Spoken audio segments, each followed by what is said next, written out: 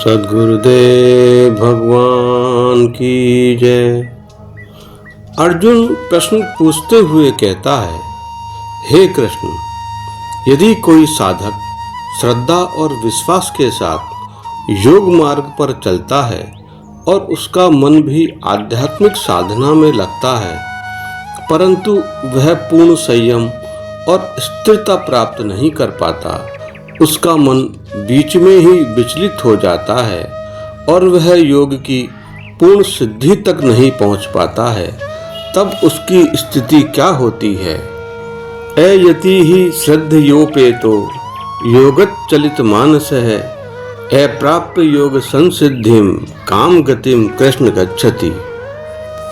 अयति अर्थात वह साधक जो प्रयास तो करता है, परंतु अभी उसकी इंद्रियां और मन पूर्ण रूप से नियंत्रित नहीं हुए हैं, उसके भीतर के संस्कार अभी जीवित हैं, उसका मन कभी भगवान की ओर जाता है तो कभी संसार की ओर लौट आता है। यह मनुष्य की वास्तविक स्थिति है।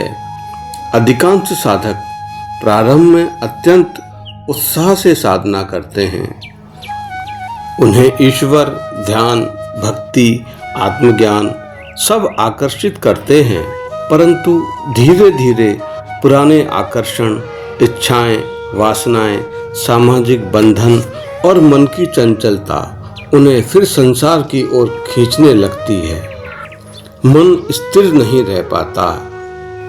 श्रद्धयोपेतो अर्जुन कहता है, वह व्यक्ति श्रद्धावान है, उसके भीतर विश्वास है, वह ईश्वर के मार्ग को सत्य मानता है, उसका हृदय निर्मल है, वह योग मार्ग को अपनाना चाहता है, परंतु केवल श्रद्धा ही पर्याप्त नहीं है।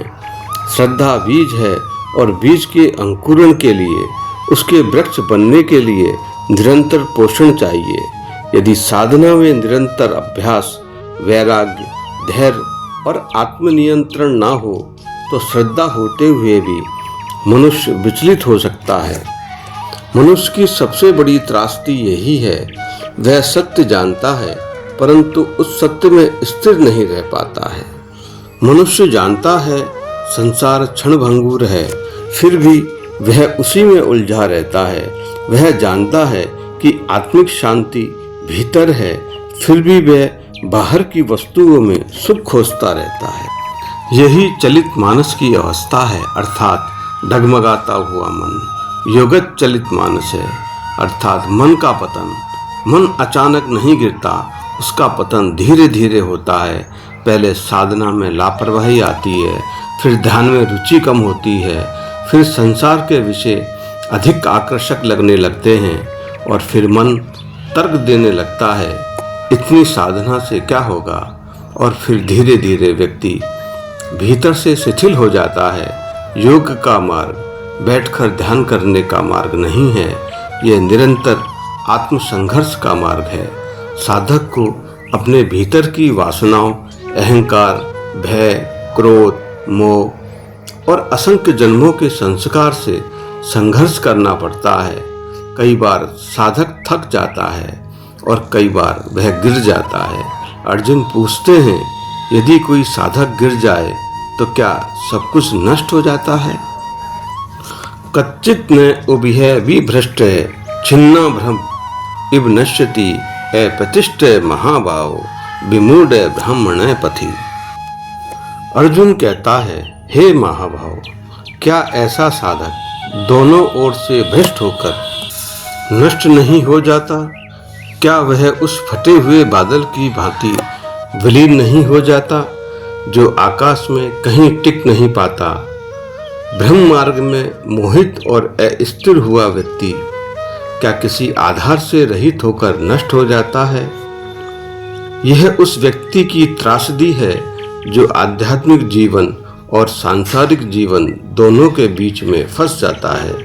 उभय भी भ्रष्ट है, अर्थात दोनों ओर से भ्रष्ट होने का भय। जो व्यक्ति संसार को छोड़कर योग मार्ग पर चलता है, वह संसार के भोगों से भी दूर हो जाता है। उसका मन पहले की तरह अब संसारी सुखों में रम नहीं पाता। उसके भीतर वैराग्य और विवेक का उदय हो चुका होता है, वह संसार को पहले जैसी सरलता से स्वीकार नहीं कर पाता। यदि वह व्यक्ति योग में सिद्ध नहीं हो पाया, यदि वह परमात्मा की प्राप्ति तक नहीं पहुंच पाया, तब उसकी स्थिति क्या होगी, क्योंकि वह न तो पूर्ण भोगी बन पाया और न पूर्ण योगी बन पाया, न इधर का न उधर का। आध्यात्मिक जागरण के बाद मनुष्य पुरानी अचेतन अवस्था में लौट नहीं सकता। एक बार यदि मनुष्य ने सत्य की झलक पाली तो संसार के सुख उसे अधूरे लगने लगते हैं, परंतु यदि वह सत्य में स्थिर न हो पाए तो भीतर एक रिक्तता उत्पन्न हो जाती है। छिन्ना प्रभिम अर्थात टूटे हुए बादल।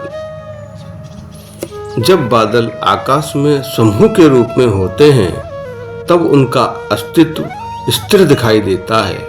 वे वर्षा कर सकते हैं, परंतु यदि बादल का एक टुकड़ा मुख्य समूह से अलग होकर बिखर जाए तो वह दिशा विहीन होकर आकाश में विलीन हो जाता है। अर्जुन पूछता है, क्या ऐसा साधक उसी प्रकार नष्ट हो जाता है?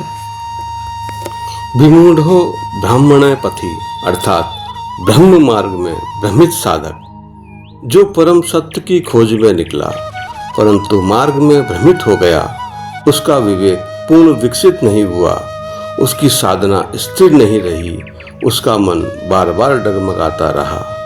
यह भ्रम केवल बौद्धिक नहीं, अस्तित्वगत भ्रम है। शेष अगले भाग में। जय श्री कृष्ण।